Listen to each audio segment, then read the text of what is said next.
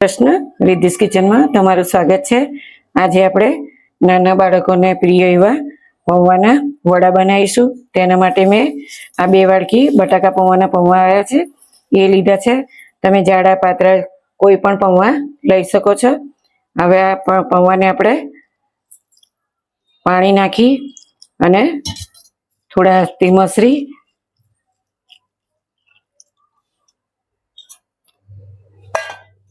અને આ રીતે ધોઈ લઈશું। હજુ એક વખત આપણે એની અંદર પાણી નાખીશું।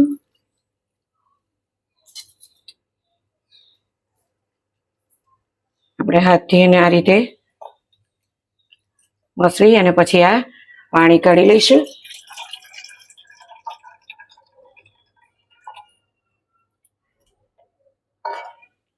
હવે આ પૌવાને આપણે ડૂબે એટલું પાણી નાખીશું આ રીતે અને 5 થી 7 મિનિટ એને આ રીતે પલળવા દઈશું। હવે આપણા પૌવા પલળી ગયા છે। હવે એને આપણે આ એક કાણાવાળી ચાળણી લઈ લઈશું।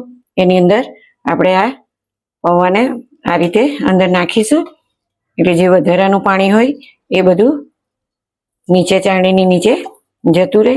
એને થોડું હાથથી આ રીતે પ્રેસ કરવાનું છે। આ રીતે જો બધું પાણી નીચે નીકળી જશે એટલે બિલકુલ પૌવા કોરા થઈ જશે। હવે આપણે એક તાસ લઈ લઈશું। તાસની અંદર આ પૌવા આપણે અંદર નાખી દઈશું।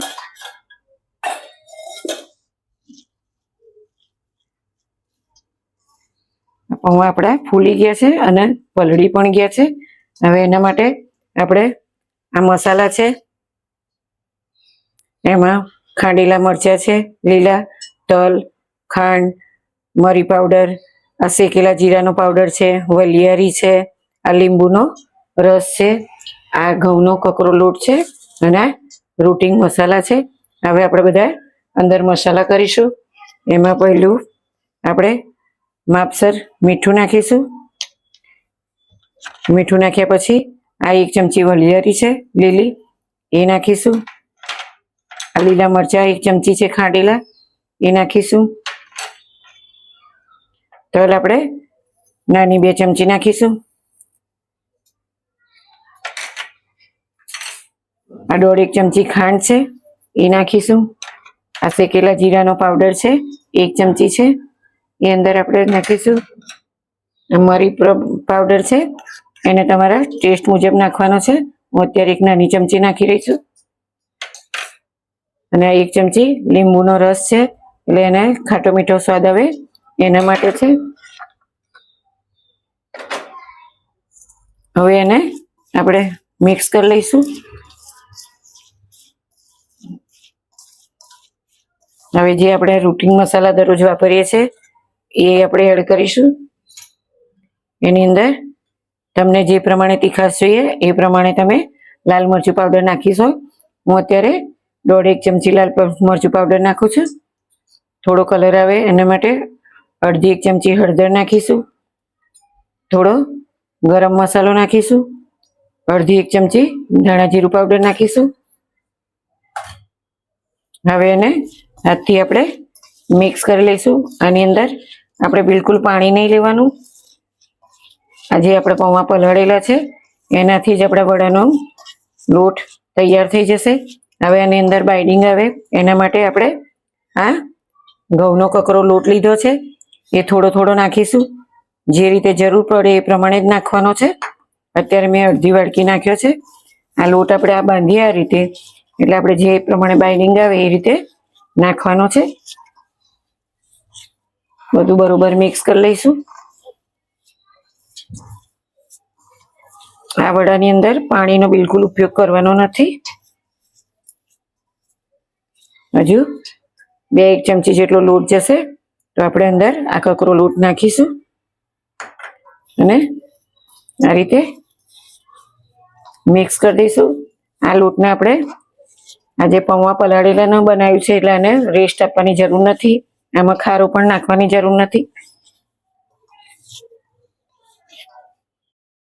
હવે આ પૌવા ને જે લોટ નાખ્યો એ બધું મિક્સ થઈ ગયું છે। હવે આપણે એની અંદર 1 ચમચી જેટલું તેલ ઉમેરીશું અને પછી એને આ રીતે હાથની મદદથી આ રીતે મસળી અને લોટ તૈયાર કરી દઈશું. હવે આપણે વડાનો લોટ તૈયાર થઈ ગયો છે. હવે એને આપણે વડા બનાવીશું.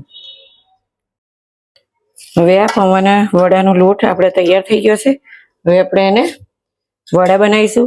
આપણે હથેળીમાં થોડું તેલ લગાવી દઈશું આ રીતે, અને પછી એક વડાનો લુયો લઈશું. એને ગોળ આ રીતે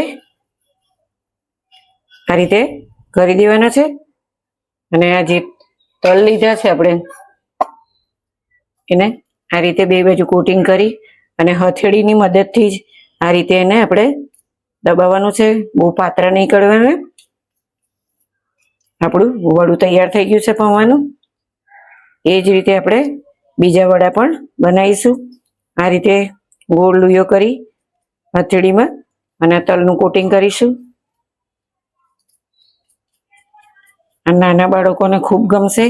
એમને લંચ બોક્સમાં પણ તમે ભરી શકો છો. આ રીતે આપણે બધા વડા હવે બનાવી દઈશું. આ વડા આપણા બધા બની ગયા છે. હવે આપણે કઢાઈમાં તેલ મૂક્યું છે. તેલ આપણું આવી ગયું છે. એનો તાપ આપણે મીડિયમ રાખીશું અને ધીરે રહીને આ વડા આપણે એની અંદર મૂકતા જઈશું.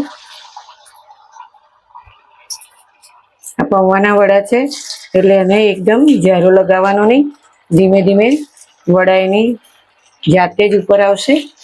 આ જે બધા બબલ્સ થયા છે એ બબલ્સ બેસી જાય એટલે આપણને ખબર પડે કે આપણા વડા એક બાજુથી તળાઈ ગયા છે. ત્યાર પછી જ એમાં ઝારો મારવાનો છે.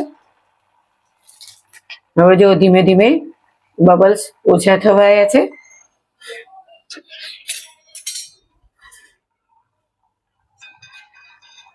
આ રીતે આપણે ધીમે રહીને એને હલાવતા જઈશું એટલે આપણે વડા તૂટી ના જાય.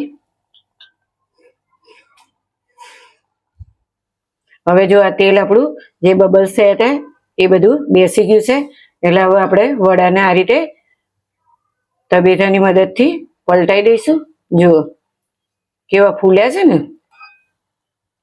હવે એને 2-5 મિનિટ ફરી બીજી બાજુ થવા દઈશું. હવે મારા આ પૌવાના વડા તૈયાર થઈ ગયા છે.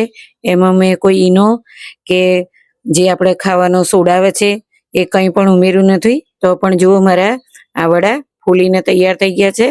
તમને આ મારી રેસીપી ગમે તો લાઈક કરજો, શેર કરજો અને સબસ્ક્રાઈબ કરજો.